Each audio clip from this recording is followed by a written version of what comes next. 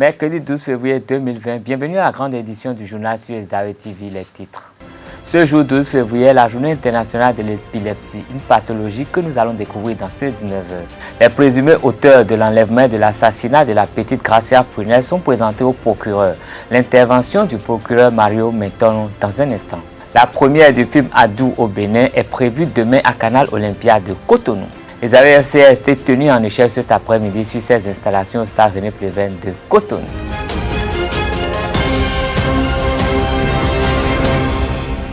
Mesdames et messieurs, bonsoir et bienvenue dans cette édition. Les grandes décisions du Conseil des ministres de ce jour 12 février 2020.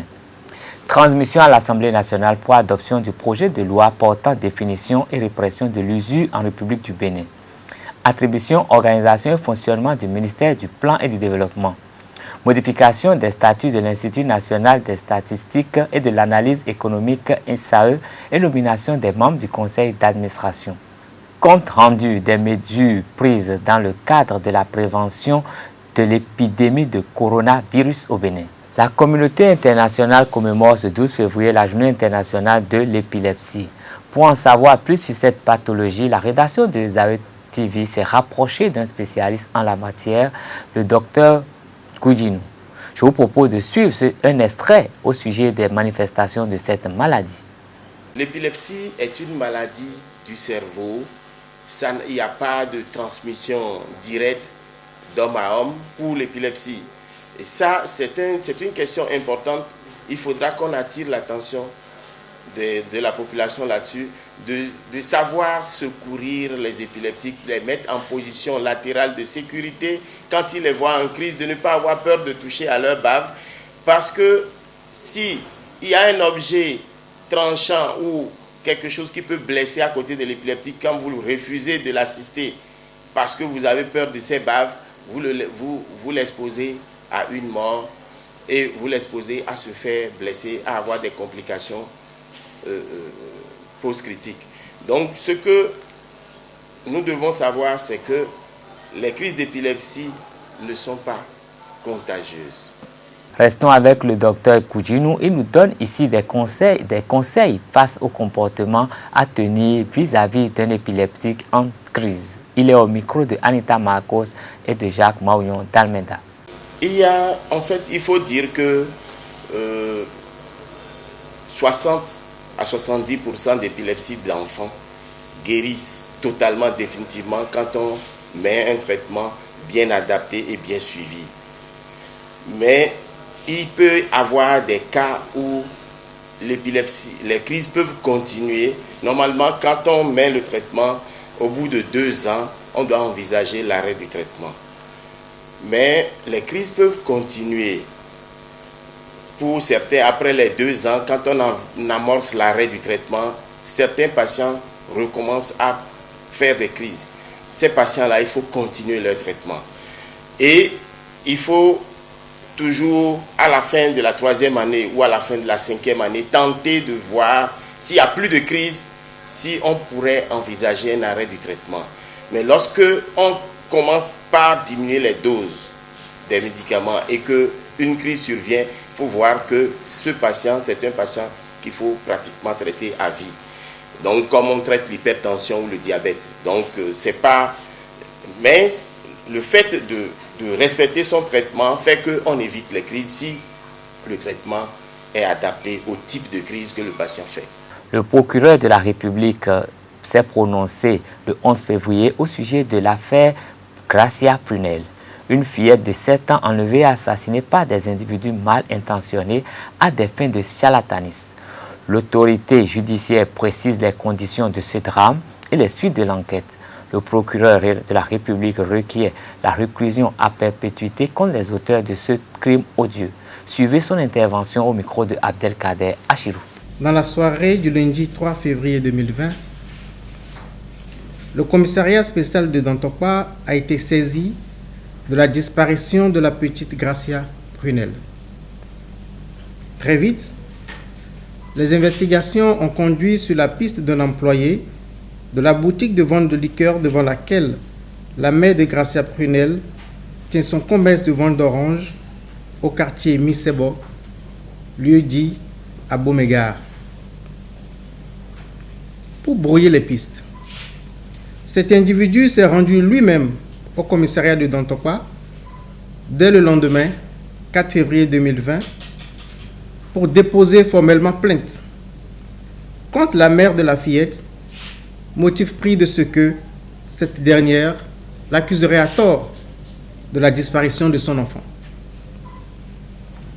Mais interpellé, puis soumis à interrogatoire, il passera aux aveux 24 heures plus tard et dénoncera un complice en cavale.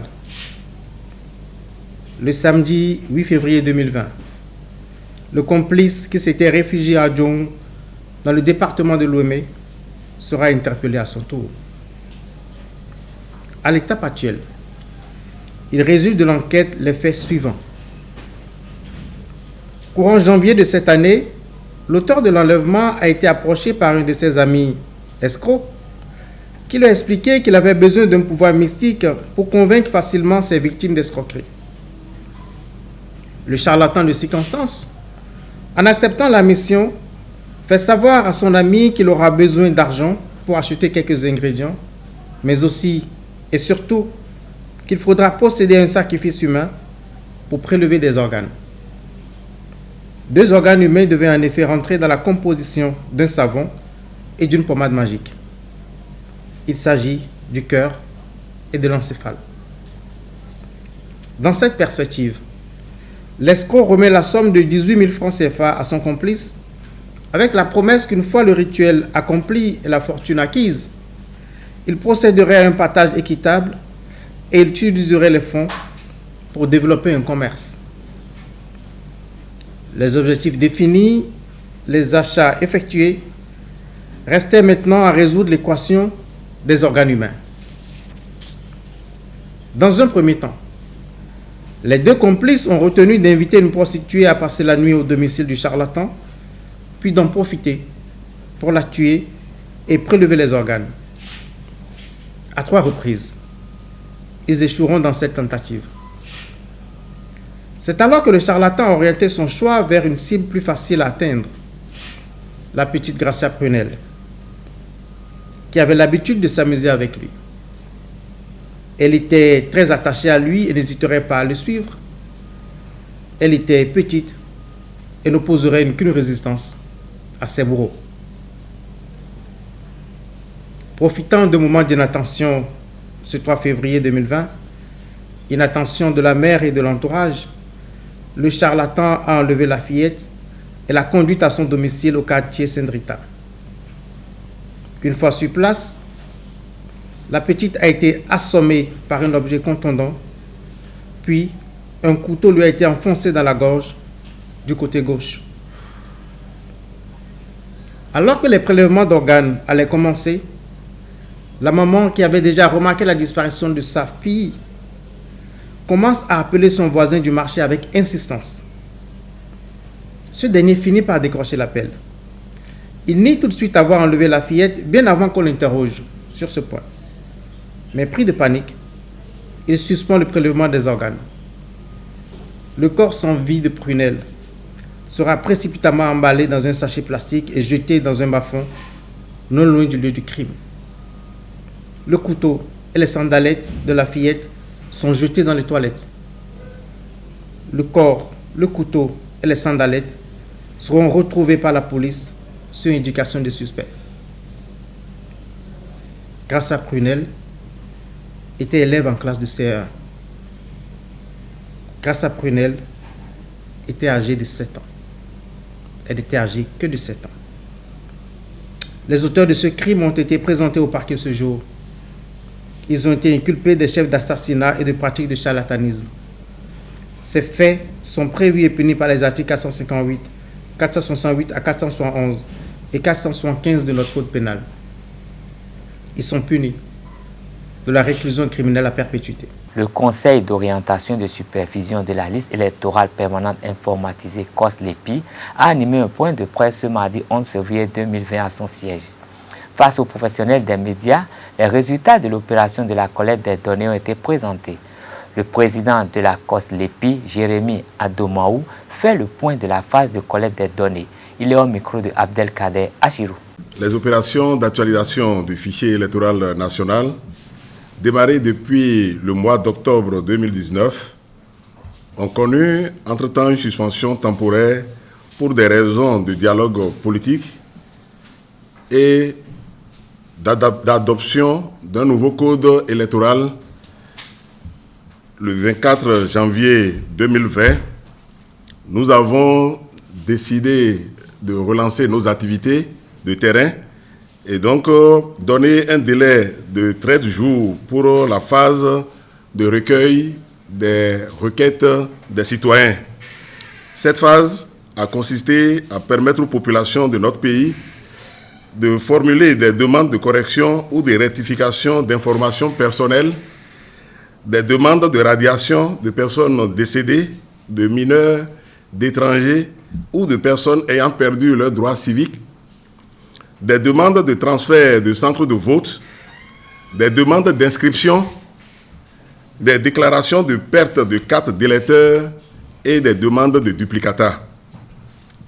Cette série d'opérations qui a duré 13 jours du 25 janvier au 6 février 2020 sur toute l'étendue du territoire national et qui a mobilisé les chefs de village et quartiers de ville, les agents techniques d'actualisation d'arrondissement, les commissaires communaux d'actualisation CCA, les coordonnateurs de zone, les coordonnateurs départementaux, les superviseurs d'aires opérationnelles, assistés des experts de l'Agence nationale de traitement. Au terme de cette série d'opérations, nous pouvons retenir globalement que environ 14 000 de citoyens ont demandé des modifications au niveau de leurs données à caractère personnel. Environ 3 000 demandes de radiation ont été formulées. Et environ 70 000 de demandes de transfert et environ 42 000 demandes de déclaration de perte et de demandes de duplicata de cartes d'électeur. Au cours de cette opération de terrain, nous avons été confrontés à quelques difficultés. On peut noter l'adhésion difficile des populations à l'application des lois 2015-01 et 2015-02 relatives aux unités administratives en République du Bénin et à la cartographie électorale en République du Bénin. Le délai assez court, environ 13 jours, de collecte des requêtes des populations. Et face à cette difficulté, le COSLEPI, soucieux de doter notre pays d'une liste électorale fiable qui prend en compte tous les citoyens en âge de voter, a décidé, suite à une plénière ce matin, de proroger le délai des opérations de terrain. Ainsi, la collecte des requêtes va se poursuivre jusqu'au 23 février 2020 dans les centres de vote pour permettre aux citoyens retardataires de formuler encore leurs réclamations. Étant donné que le corps électoral est convoqué pour le 17 mai 2020, le COSLEPI, pour satisfaire aux exigences de la loi 2019-43 du 13 novembre 2019 portant code électoral en République du Bénin, doit rendre la liste électorale à la Sénat le 17 mars 2020 au plus tard, soit 60 jours avant le scrutin. C'est donc le lieu d'inviter tous les citoyens concernés à se mobiliser pour participer activement à ce dernier ratissage. Du cinéma pour meubler la page culture de cette édition. La salle Canal Olympia de Cotonou accueille la première du film bénino-espagnol Adou ce 13 février 2020 à 20h. Les Béninois auront l'opportunité de regarder ce film qui a fait partie des meilleures entrées en Espagne depuis sa première du 31 janvier dernier. Une frange de ces centaines de Béninois qui ont coopéré sur la production de ce film et les autorités ministérielles pourront apprécier ce chef-d'œuvre tourné dans des villes béninoises. Retour sur cet instant d'échange entre la presse et les producteurs béninois de ce film. Le film bénino-espagnol Adou, box office en Espagne, aura sa première au Canal Olympia de Cotonou ce 13 février 2020. Dans cette perspective, une conférence de presse a été donnée le 11 février à la salle VIP du ministère du Tourisme, de la Culture et des Arts. L'acteur principal, le producteur délégué et les autorités ministérielles étaient face aux hommes de médias. Merci Bella. Merci à tout le monde. Je vais m'en arrêter là. Mais avant, le film est lancé. Et le jour de sa sortie, le 31, ça a été le film qui a connu plus d'entrées en salle sur le top 30. Devant tous les films américains ou autres, tous les grands films qui étaient programmés, quand ils ont fait leur classement, c'était le premier film. Et il y a 2-3 jours, c'est le deuxième film. Edmond me disait que c'est le deuxième film. C'est rare qu'un film tourné presque en grande partie en Afrique arrive à avoir une audience aussi intéressante. Nous allons prier, tout simplement pour que ce film ramène d'autres projets pour le Bénin. Ce n'est que mon rêve. Que ce soit avec Gangan Production ou pas, que ce soit avec d'autres maisons de production ou pas, qu'on ait d'autres projets espagnols ou français et autres. Et ça, je n'ai pas de doute. Je n'ai pas de doute parce que le soutien et la bénédiction que le chef de l'État a apporté à ce projet, sans en avoir vraiment entendu parler de très rapproché, ce soutien s'est poursuivi d'un ministre, enfin d'un cabinet à un autre. Bella Agossou, celle-là qui a permis les tournages au Bénin, a exprimé sa satisfaction. Ce qu'on veut vous annoncer, c'est la présentation du film Adou à Canal Olympia ce jeudi 13 à partir de 20h. En réalité, quand le film est sorti en Espagne, on a fait une première à Barcelone, on a fait une première à Madrid d'abord, après on a été fait une première à Barcelone. Donc j'étais en train de penser, je me suis dit, comment est-ce qu'on va faire une première dans toutes ces villes-là et on ne veut pas la faire aussi dans mon pays. Donc j'ai parlé avec Edmond et je lui ai dit, mais écoute Edmond, il faut que le film vienne au Bénin. Même quand il avait fait la vidéo là, le film n'était pas encore, je ne lui avais pas encore dit d'amener le film au Bénin. Donc j'ai parlé avec lui et j'ai dit, mais écoute Edmond, il faut que le film vienne au Bénin parce que je pense que tous les techniciens qui ont travaillé là-dessus doivent avoir l'opportunité de voir ce film-là, les gens qui ont participé, les gens qui ont aidé. Et M. Edmond Roch est une personne magnifique, est une personne très humaine. Et automatiquement, il m'a dit, je vais parler avec Netflix, je vais parler avec Paramount, je vais parler avec tous les producteurs qui ont investi, qui ont mis de l'argent pour que cela se fasse, parce que ce n'est pas une décision qui dépend de lui seul. Donc, chaque soir, j'appelle Edmond, je dis, qu'est-ce qu'il en est. Donc, quand il a accepté qu'il devait le faire, parce qu'ils ont dit, il faut que ça se fasse le plus tôt possible, parce que la semaine prochaine, c'est déjà le Festival de Berlin. Et après, ils enchaînent avec un autre film. Ils sont déjà en train de faire des castings là-bas pour le film suivant, le troisième film de Edmond après notre film, parce qu'eux, ils enchaînent. Donc, ça fait qu'il a dit, la Télé 5 a décidé que ce n'était que cette semaine que c'était possible. Donc, c'est pour ça que ça a été comme ça, très rapidement. Sinon, l'idéal aurait été qu'on ait beaucoup de temps pour tout préparer, mais je pense aussi que les choses comme ça, faites comme ça peut aussi faire très plaisir. Adou n'est pas encore distribué au Bénin, mais les acteurs béninois de cette grande œuvre cinématographique le verront en salle en attendant de nouveaux tournages. Le réalisateur du film Adou, Edmond Roch, relate l'histoire de Adou et son arrivée au Bénin. Il est au micro des équipes de tournage de ce film. La rédaction vous propose un extrait de ses impressions. Du film Adou, et je dois dire qu'on a décidé de tourner le film dans votre pays, au Bénin, parce que j'ai tourné notre film à Ouganda, à Kampala, avec votre actrice, Bella Agossou. Et elle me disait toujours dans le tournage, Edmond, tu dois connaître notre pays, mon pays, et tu vas aller à tourner ton prochain film là. Et quand on a fini le film qu'on a tourné à Ouganda, j'avais un autre projet pour tourner à l'Afrique. Et j'ai décidé de venir avec Bella, connaître Bénin. Et j'ai trouvé un grand pays avec une belle géographie, avec beaucoup de variétés de paysages, avec une logistique pour travailler bien, une production internationale, avec la sécurité pour faire ce qu'on voulait faire, avec aussi un gouvernement qui a décidé d'aider une production internationale pour faire possible un film si complexe comme le nôtre. Et après tout ça, on a décidé de faire la confiance et de venir à tourner ici. Je suis très content. On a fait aussi le casting des protagonistes du film au Bénin. On a trouvé le petit Mustapha à 6 années à Parakou et il a devenu l'acteur principal du film. Le film s'appelle Adou, que c'est le nom de son caractère, de son personnage. Aussi Zediat, qui joue sa petite sœur, sa sœur.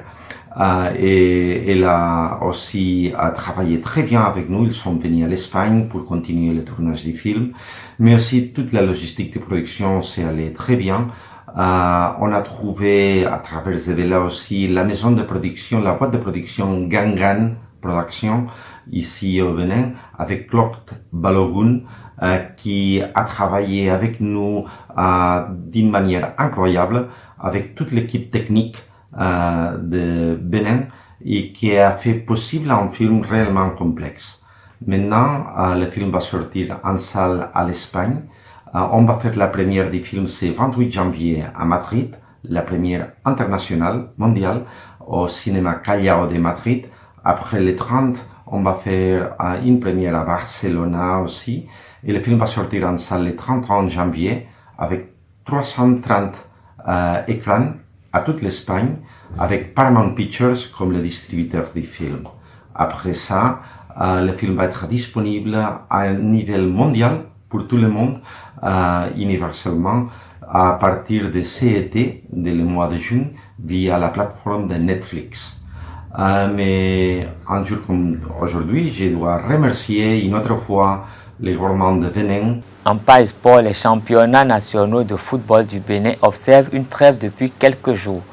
Les clubs mettent à profit cette période pour réajuster, non pas sans mal, les effectifs conformément aux tests en vigueur à la Fédération béninoise de football. Cette disposition renferme des insuffisances dont la correction devient de plus en plus nécessaire, selon Quentin Didavi, directeur sportif de Zavet TV. Oui, le mercato béninois actuellement souffre beaucoup. Il y a d'imperfections. Déjà, lorsque on vous impose un effectif de 30 joueurs, dont 10 étrangers, dès que vous arrivez au mercato, normalement, si il est vérifié que de vos 30 joueurs, ou bien du nombre de joueurs enregistrés, il y en a qui n'ont jamais porté le maillot, il y a normalement possibilité de les remplacer. La CAF vient de le faire. Malheureusement, nous, on n'est plus en compétition, on est éliminé, mais la CAF vient de demander à tous les clubs, avant la dernière journée de la phase de groupe, d'enregistrer encore 4 joueurs qui, parmi les 30, n'auraient pas porté une seule fois le maillot, ne seraient pas allés sur une feuille de match. Donc ça veut dire que si la hiérarchie supérieure le fait, ce n'est pas nous qui n'allons pas le faire. Donc nos tests actuels souffrent de ce passage comme imperfection. Normalement, si vous avez au niveau de vos joueurs enregistrés un seul qui n'ait jamais été sur une feuille de match du championnat, alors vous devez automatiquement remplacer ce joueur au mercato. Ça fait 1. Si, toujours à ce mercato, il est démontré que vous avez cédé des joueurs à des clubs et que ces joueurs ont été enregistrés dans le système TMS de la fédération, automatiquement, vous devez être autorisé à les remplacer pour toujours avoir le nombre de joueurs initial. Vous aurez toujours les 30 joueurs, mais en temps, il y aurait eu des modifications, tout ça là, des échanges. Et c'est ça là que nous, on n'a pas actuellement au Bénin. En attendant le toilettage de ces tests, le marché des transferts de joueurs et d'entraîneurs se poursuit et va se clôturer le 22 février prochain. Pendant ce temps sur le terrain, le calendrier de la phase allée de la Vitalor Ligue 1 se met à jour avec les matchs en retard des AE Football Club. Cet après-midi, la formation universitaire a été tenue en échec par l'AS Tonnerre de Boycon à René Pleven dans le cadre du match en retard de la 15e journée. Suivez les impressions du coach de Zaïre FC, Richard Biot, à la fin de cette confrontation. Nous venons de faire un match nul, mais il y avait de la place pour prendre 3 points. Il faut reconnaître aussi qu'en face, il y avait aussi de la valeur. Et ils en voulaient aussi. Mais dans l'ensemble, je retiens du positif. Vous savez, je vous ai déjà dit que désormais, nous jouons, tous nos matchs seront compliqués. Donc si nous sortons avec un match nul, c'est le championnat, on prend ça sportivement.